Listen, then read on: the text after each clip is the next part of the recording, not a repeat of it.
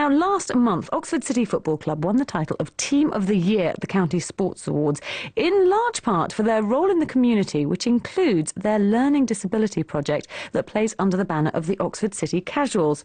It was a project that was launched 2 seasons ago, and the anticipated response was expected to be a dozen or so players. 2 years on, and with over 50 registered players aged between 8 and 42, the Casuals are going strong, developing not just a love for football amongst players, but giving them the chance to develop in confidence, to be part of a team, and to get physically fitter. One family in particular must have been celebrating the title the club picked up, because 3 of the squad's players are members of the Simmons family. And Father Peter joins us now to tell us their story. Welcome to the show. Thank you for coming in. It must have been great for everybody involved at City to hear that they'd won Club of the Year this year. Yeah, I think it's a well-deserved, award, and everybody at the club is so friendly and so nice. It's just unbelievable that they haven't had anything before that. Well, having been presenting the awards myself at the gala evening, and had the honour of actually presenting the award to Brian Cox, who's the chairman, of course, of the club, I know that in large part it was to do with the community aspects of the club and the work that goes on, maybe that people aren't so aware of.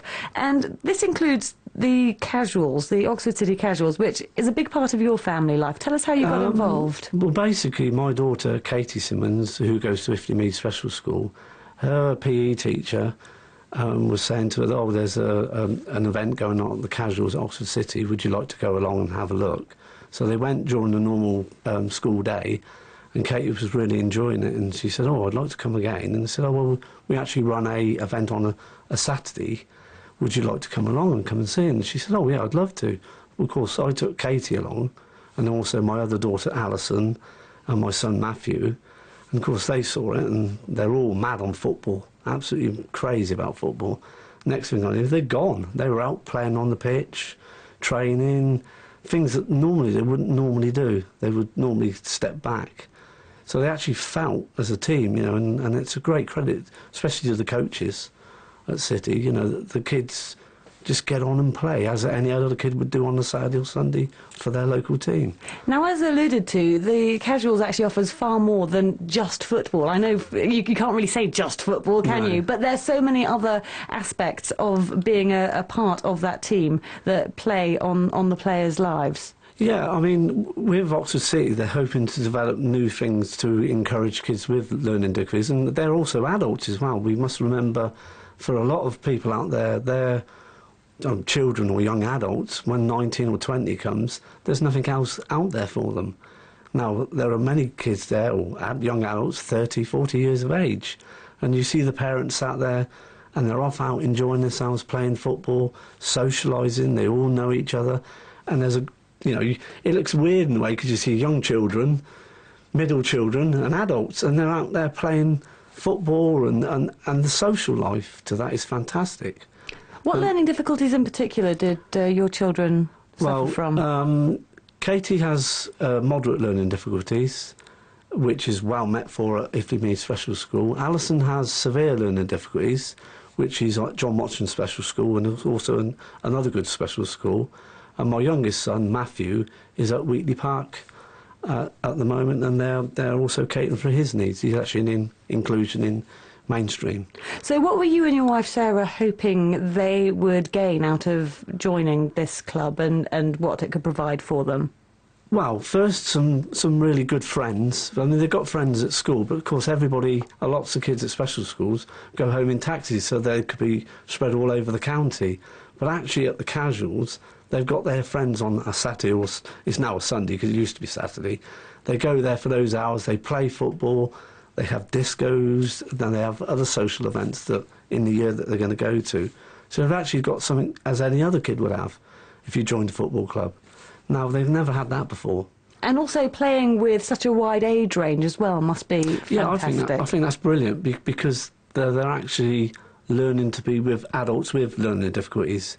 And at first, my son was a little bit wary of this, because obviously these big men, in their 40s, but they're not gentle giants. Because they're so happy and so contented and they're learning things, it's totally different. For them, they're actually gaining that confidence to be with adults with learning difficulties, because it's very difficult for the Absolutely. families. And as parents as well, it must be great to meet the parents of other children as Yeah, well. it's funny actually. You sit over a coffee and you talk about things, and you think you're like reliving your life again. Those fights where you go to the authority to gain a statement or to go into a school that you particularly want to go because you can see what they're going to offer your child.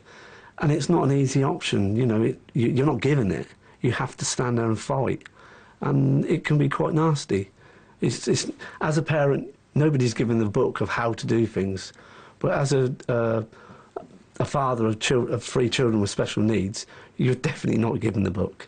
You really do have to go out and think, talk to people, argue with people, and actually some of the end results, like particularly with my daughter Katie, are absolutely fantastic because I know that when she's in her 18, 19, 20s, she can go out and work for a living.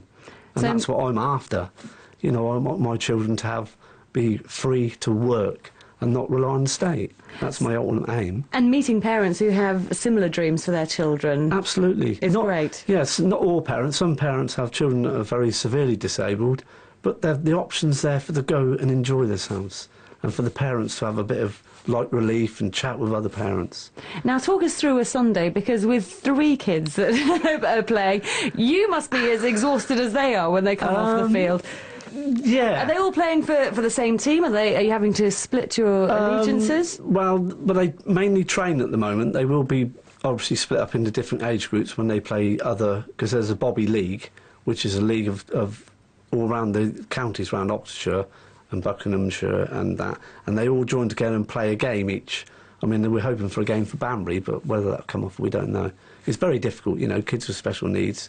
It's getting the team up. But what they will do is they like to actually be together and play, whereas before, my son went to another team, and unfortunately he didn't fit in because he was different.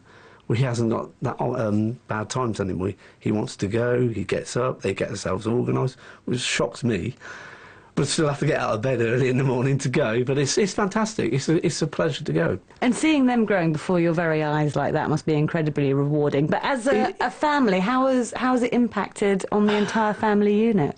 It's made them more confident and more confident outside to actually have a go at things that probably they wouldn't do before. And it's not because the schools are not giving them an extra education. It's because it's actually out in the real world. They're not, you know, they're just out. You go and they go out with the coaches tell them what to do. They listen, they learn. And I can see other parents' kids doing things that you would think, oh, my son won't do that. Next thing, he's gone. He's off doing that. And learning all those qualities of life that all parents hope their children will pick up through sport, but sometimes children with learning difficulties have a little bit of a problem getting involved in. Yeah, it's structure really. It's having the specialist people like they do at Oxford City to actually get the kids motivated. I mean, sometimes 1 or 2 of the kids will have a bad day.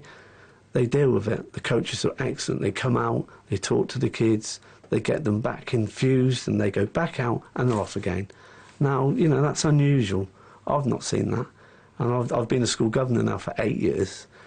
It's another piece of a magic of this county that when nobody celebrates. Well, the hard work, you know, of people like the special schools, Oxford City, and even the county council, even though I do have occasional arguments with them. You know, it's a good thing that our kids are getting a great chance. Well, it's something that's definitely being celebrated this year, as I mentioned, with the Club of the Year award that Oxford City did pick up. You did admit to me when you first came in, though, that you weren't necessarily a City fan before your family got involved. Things have changed on that front, I imagine. Yes, it certainly has, yes. They're excellent people. Well, you know, the proof's in the pudding. Come along and see it. I say to other families with kids with learning disabilities, come along and give it a try. I was a bit sceptical. But now I wouldn't miss it, and I know my kids wouldn't miss it. No, you'd probably be in for a bit of a fight, actually, if you suggested a different routine for a Sunday. Peter, it's been lovely meeting you today. Thank you very much for coming in and sharing your story with us.